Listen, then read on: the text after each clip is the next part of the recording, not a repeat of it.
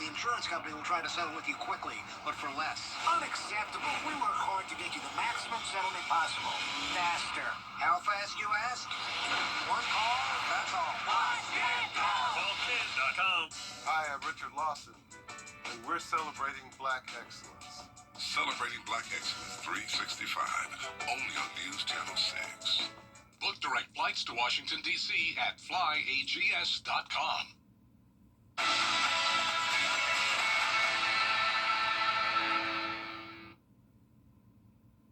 Right now on News Channel 6 and 4, bringing health care to workers who might not have access to a doctor. Plus, first responders getting set for hurricane season. We're covering their preparations. And state leaders working on ways to improve transportation in South Carolina. Your News at 4 starts now. Live from Television Park, this is WJBF News Channel 6 at 4.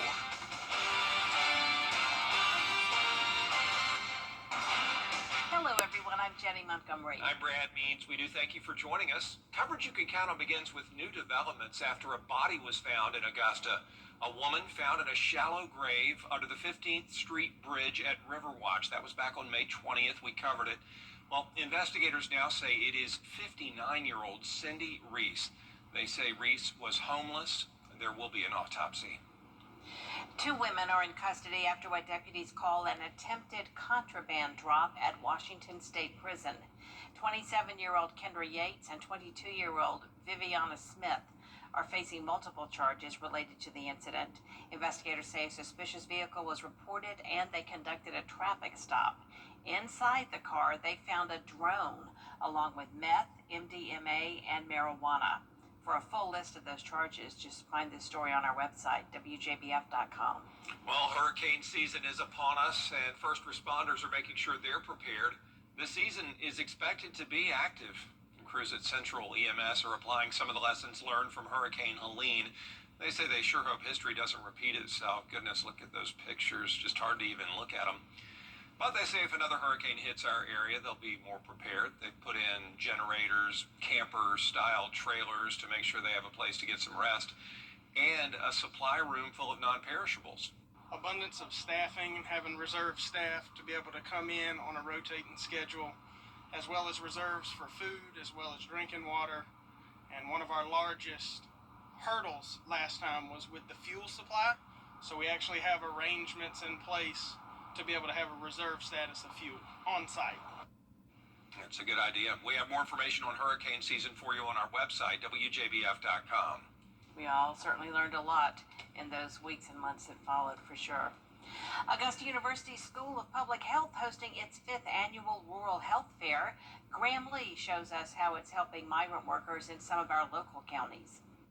The Rural Health Fair was started President Trump's big National Gun Violence Awareness Month, and its goal is to just make sure that people figure out different ways to resolve disputes other than firearms. Tonight, the group's Moms Demand Action and Georgia Shift will host an event at the Jesse Norman Amphitheater. Here's Allison Hubbard. Phyllis Jackson knows firsthand about gun violence. In 2019, Jackson's 22-year-old son was shot and killed. My son, Gerald Walden, was killed here in Augusta. He befriended an individual at work, and that individual, along with 3 others, came to the house, lured my son out of the home, and literally within the same neighborhood, they had planned to kill him, and they did just that. They killed him and left him in the neighbor's yard. Ever since that tragic event, Jackson has been helping to raise awareness about the danger of guns. Kids are supposed to be able to be kids. Teenagers are supposed to be able to be teenagers. We can't afford to allow our kids to continue to go to the schools, go to malls, go to the grocery stores, and have to worry if our child's going to come home. It's vitally important that we do something about it as a community, and if we're voting someone in that position, that we hold them accountable to do the same. She hopes the community will come to an event tonight. An evening of remembrance and call to action will be held in downtown Augusta. This event will show everyone that the community stands together in hard times and good times. And in this event, we are remembering those that have been lost to gun violence. And we want to show those that are affected indirectly, that you have a part to play in the rebuilding and standing together as one. In Augusta, Ellison Hubbard, WJBF. And once again, tonight's event at the Jesse Norman Amphitheater gets underway at 6 p.m., and you are encouraged to wear orange to represent gun violence awareness. We're taking a live look now at North Augusta, where 50501 Augusta and 50501 veterans are hosting the Unite for Veterans, Unite the CSRA March and Rally, and it continues through 6 o'clock. And today's date was no coincidence. The event commemorates D-Day, honoring the courage and sacrifice of those who stormed the beaches 81 years ago. Turning now to the weather. Our meteorologist Miller Hyatt keeping an eye on the weekend forecast, and conditions pretty decent right now. A little warm though, right? Yes, very warm out there. Brad and Jenny, we're looking at temperatures approaching 90 right now, which is actually around average for this time of the year. It's also very humid as well. So Swainsboro, we do have some puffy cumulus clouds overhead, but staying nice and dry. And speaking of 90, we are at 90 right now in Augusta and Aiken, Barnwell, lots of 90s, even 91 in Sylvania, and up in McCormick, 87. The cool spot, you could say, up in Saluda right now. So temperature-wise, we're about 5 to 10 degrees warmer than yesterday at this time.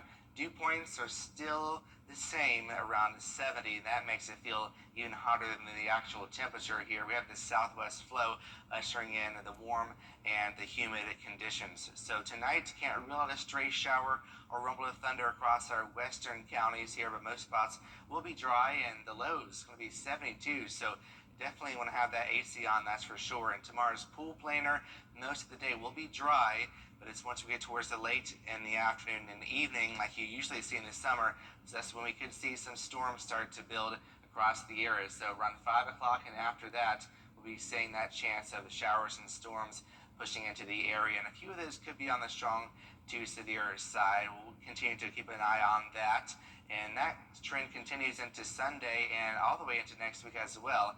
I'll have details on what to expect coming up here in just a few minutes. Jenny? All right, Miller, thank you. A close call on a Georgia roadway caught on camera. Ackworth police released body cam video of an officer using a life fact to save a choking driver. Listen to this. Stephen Williams had pulled over and dialed 911 after swallowing a bottle cap. Corporal Tamara Severson, now credited with her second choking rescue, quickly cleared his airway. Way to go, thank goodness. There's a new committee meeting at the South Carolina State House, and it's all about changing the way the state tackles transportation. Our State House reporter Caroline Yaffa has more. A local student-athlete's legacy was honored Thursday in Augusta. The Eric J. Smalls Memorial Scholarship Fund, celebrating 10 years of giving student basketball standouts scholarships to college. Eric and two friends died back in 2015 in a car crash. Eric's mother told us what Eric would be thinking today. He's looking down right here today now, jumping around, saying, Mama, Mama, you did it again, you did it again. Look at my friends. And a lot of these children are still his friends. He played ball with them. Then he's still in that age range where he knew these actual athletes. And so to see them still going on and doing it in his name, I know that heaven is rejoicing today. Congratulations to Jasmine Jones of Burke County High and Butler's Brayla Harris for being this year's scholarship recipients. President Donald Trump says Elon Musk has lost his mind, and now their feud could shake up a key Republican bill. The fallout from their very public clash, and who's caught in the crossfire. Up for free with your Roof Max treatment. Is rainy weather putting a damper on your day? Enter to win your very own live 5 for 6 umbrella today. Visit WJBF.com and click on Contest. Then fill out the entry form for your chance to win. Getting your hands on a live 5 for 6 umbrella has never been easier. That's right. Lucky winners will be announced weekdays on News Channel 6 at 6. Who knows? It could be you. Sponsored by Busby's Heating and Air. When quality matters, call Busby's. Trusted since 1945. WJBF News. Back to you. We have another wet pattern on tap here as we go into the rest of June with daily chances of showers and storms. Details after the break.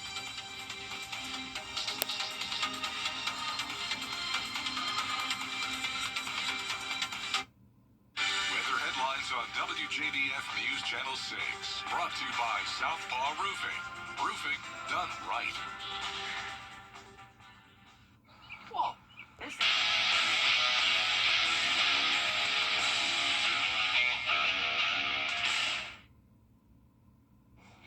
Now, your most accurate forecast with WJBF Live Viper 6. Happy Friday. Here's a cool view of Stone Mountain, Georgia on our Terry Lambert Hyundai Skyview cam. If you've never been there, I would recommend. So I did when I was younger. I think it was elementary school, but I did visit and I remember I had a great time. So it is a great place to visit. So looking at satellite and radar here, we've got a low pressure system that continues to spin over North Carolina. Remember we were talking about yesterday how slow it was moving, and it continues. It is still over North Carolina right now, but we're sort of in between that and a cold front here, so we're dry in the meantime. And this front's going to be approaching right now. It's pushing through Nashville, Tennessee. So the next 3 days here, the take-home note here is that it's not going to be a washout, so don't worry about canceling plans. It's only going to be late in the day that these storms start to fire up. So notice here the rain chances start to increase. Starting Saturday, 30% chance, Sunday, 40% chance, and then Monday, 50% chance here. It's going to be hot tomorrow. Check out the high temperature of 94 degrees. We could be seeing a heat index of 100 degrees tomorrow. So if you have any plans, I would do so early before the peak heating of the day in the afternoon. Then after the peak heating, we'll see some storms start to fire up. But just know that we do have that threat of seeing some storms. Now today, the Storm Prediction Center still has portions of the area under a risk of damaging winds. However, that is a very low chance, and that threat is diminishing, which is good news. Tomorrow, on the other hand, we have a slight risk for damaging winds.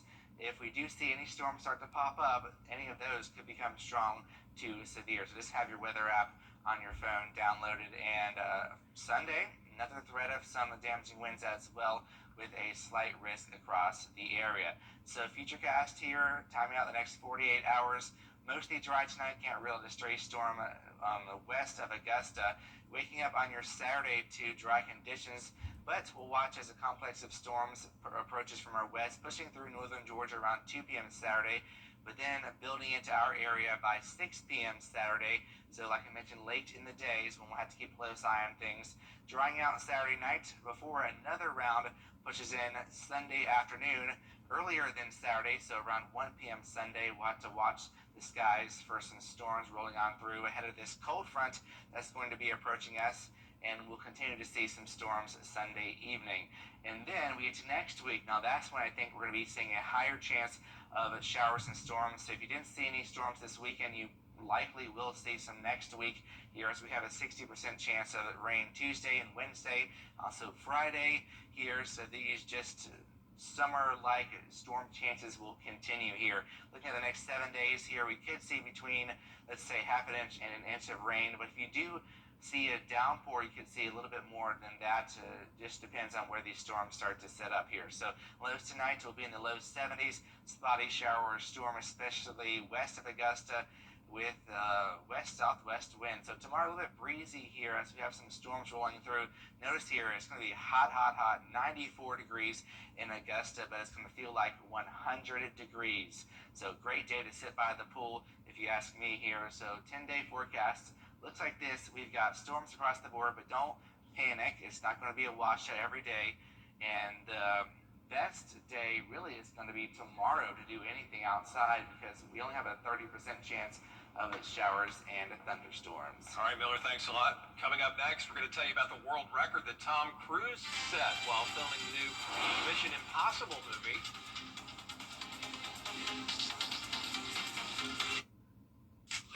What's for dinner? Fresh for everyone. Every hero needs a sidekick, especially for tasks like roofing. Leave that up to us, the professionals. Roof located. So you can do main character things, like the dishes. So did you fix the roof? Oh, you know it. Just another day of being your superhero. And the laundry? Your roof needs fixing. Call Mr. Hicks.